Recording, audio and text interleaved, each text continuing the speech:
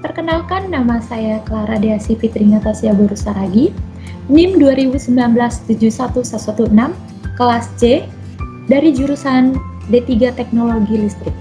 Di sini saya akan menjelaskan tentang pembangkit listrik tenaga uap atau PLTU.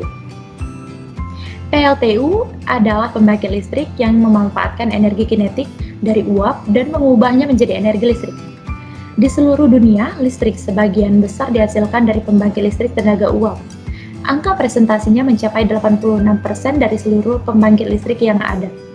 Hal ini dikarenakan efisiensinya tinggi, sehingga menghasilkan energi listrik yang ekonomis. Selain itu, di Indonesia sendiri mempunyai cadangan batu bara yang cukup banyak.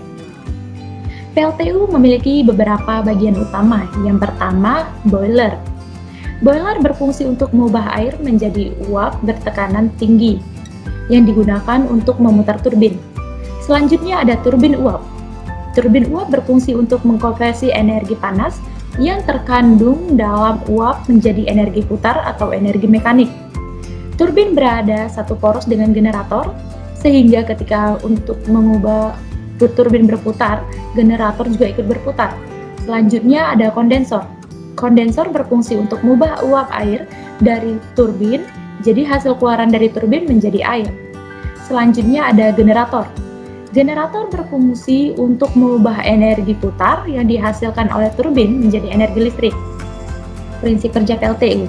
PLTU menggunakan siklus tertutup, di mana di dalam siklus ini menerapkan siklus Rankine ideal. Siklus Rankine ideal ini merupakan pengaturan dari tekanan dan suhu untuk mengubah uap air menjadi air ataupun air menjadi uap. Pertama-tama air akan dimasukkan ke dalam boiler. Di dalam boiler air akan dipanaskan sehingga air berubah menjadi uap panas bertekanan tinggi. Uap panas tersebut akan diarahkan menuju turbin sehingga turbin dapat berputar. Turbin yang satu poros dengan generator akan membuat rotor pada generator ini ikut berputar sehingga generator dapat menghasilkan listrik. Uap panas dari turbin tadi akan dialirkan ke kondensator. Dalam kondensator tersebut akan didinginkan dengan air pendingin sehingga uap tersebut berubah menjadi air kembali. Air tersebut diarahkan kembali menuju boiler untuk dipanaskan dan diubah menjadi uap air. Siklus ini menjadi siklus tertutup dan terus berulang. Air di sini adalah air demin.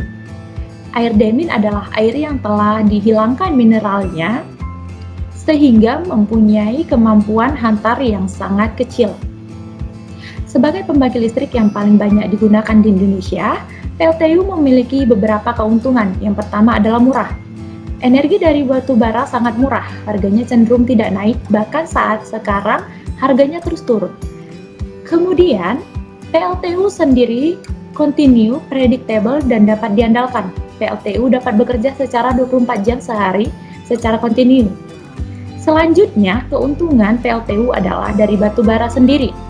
Cadangan batu bara di dunia masih sangat melimpah. Kemudian sifat dari batu bara mudah terbakar sehingga mudah menghasilkan energi, dan infrastruktur dari pertambangan, pemrosesan transportasi, dan penggunaan batu bara sudah tersedia.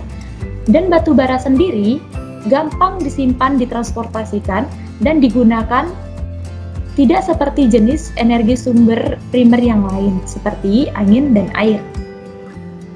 Selanjutnya, produk akhir dari sisa batu bara dapat digunakan untuk industri yang lain, seperti industri semen. Kemudian khususnya di Indonesia, batu bara dapat digunakan di negaranya sendiri, tanpa bergantung pada negara lain.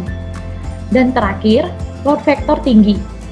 PLTU memiliki load factor yang sangat tinggi, bisa mencapai 80%. Di balik banyaknya kelebihan yang diberikan oleh PLTU, PLTU sendiri juga memiliki beberapa kekurangan. Yang pertama adalah pembakar batu bara akan menghasilkan zat berbahaya bagi kesehatan, seperti sulfur dioksida.